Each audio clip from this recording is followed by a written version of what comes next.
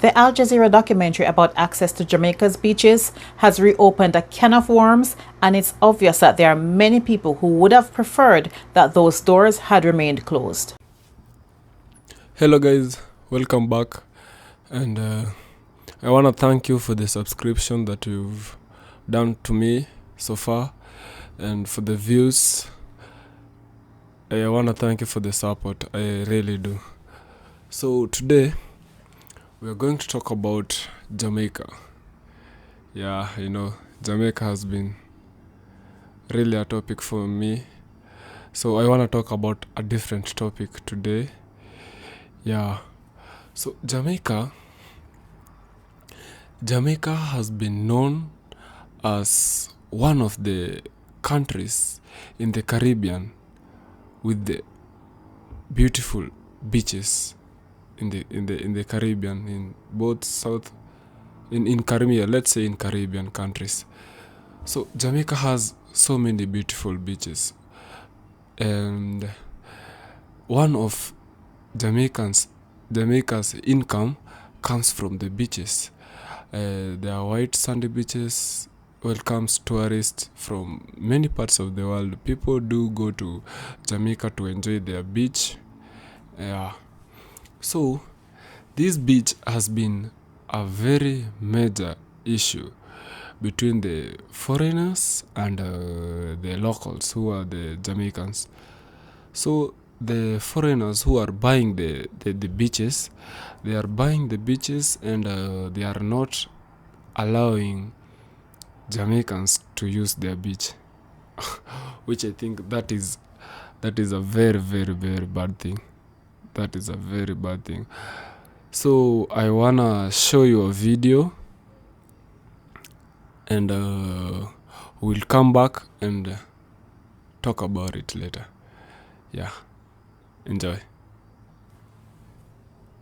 The Al Jazeera documentary about access to Jamaica's beaches has reopened a can of worms, and it's obvious that there are many people who would have preferred that those doors had remained closed. After all, middle-class Jamaicans live in perpetual fear of any discourse that would disrupt their access to the elites.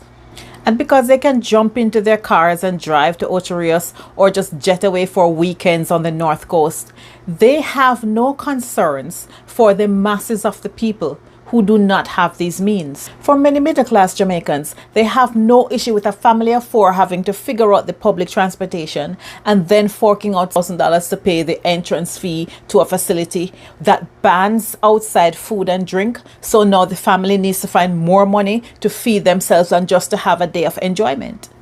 And that's why you have people like economist Damien King being completely dismissive of the fact that most Jamaicans don't have free access to our beaches. And then you have people like this individual whose tweet is seemingly mocking Jamaicans demanding access to our own resources because we supposedly can't take care of it. In fact, this talking point about Jamaicans not being able to take adequate care of the state resources has been a part of our social conditioning that began post-emancipation. They thought that black Jamaicans were ungovernable and should always be under the subjection of the white man. They thought that black Jamaicans were too stupid and too illiterate and therefore should not have the right to vote. They thought that having access to land and state resources would make black Jamaicans too free, too powerful, too democratic, too independent, and that everything should be done to prevent this from happening. And so began a systemic approach by the state in partnership with Jamaica's elite to ensure that much of the state's resources, including our beaches, fall into the hands of corporations aligned with the elites themselves. Everyone who has been in control since independence have been very successful at this social conditioning in having the masses of people believe that they deserve very little. We have been very successful at convincing people that it is their job to do the government's work. As Jamaican attorney Kenyatta Powell posted on Twitter, it ought to be the state's job to keep the beaches clean and orderly so that free, unimpeded access can be afforded to all citizens.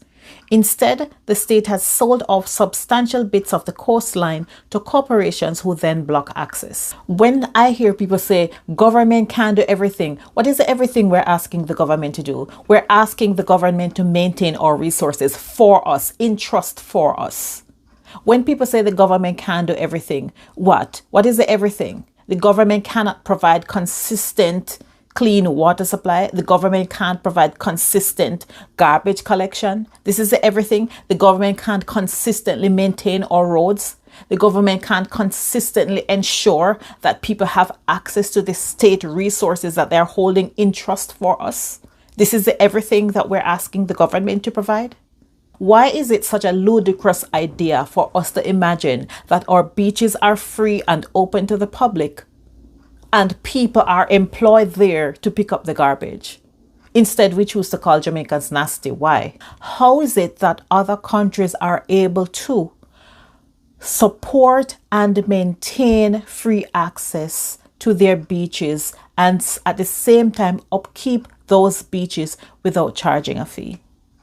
What we're actually asking for is access to what we, the people, own. And it is not a big ask. We are told that Jamaicans are nasty because the government has fallen short of its responsibilities. And for the people who claim that the free access to our beaches exists and it is a myth that Black Jamaicans are being denied access, explain why strolling along certain beaches in the country, you're being accosted by security guards wanting to know why you're there. And when we really think about it, when we say Jamaicans are too nasty, too disruptive, and just don't take care of state resources, we're not looking at the deeper issue that people get so little access on such rare occasions to these things that when they do get it, it's like they're on some kind of a spree. Because they have been deprived for so long, it's like they don't know how to act when they finally have access to it. If going to the beach becomes the norm, if having access to so many of these resources is something that you can just regularly do, then perhaps people wouldn't feel like they have to go all out when they finally get access to these things. Free access to beaches is not a big ask. Free access to beaches is not asking for too much. It is a neo-colonial notion that the vast majority of Black Jamaicans are undeserving and lack the know-how or the motivation to care for and protect our resources. Lack of access is what drives people to go above and beyond on the rare occasions that they do have access to these things and to these places. And that's something that we should really think about the next time someone says Jamaicans don't know how to take care of nothing. The beaches in Jamaica has been a really big issue to a limit that Al Jazeera even talked about the beaches in Jamaica.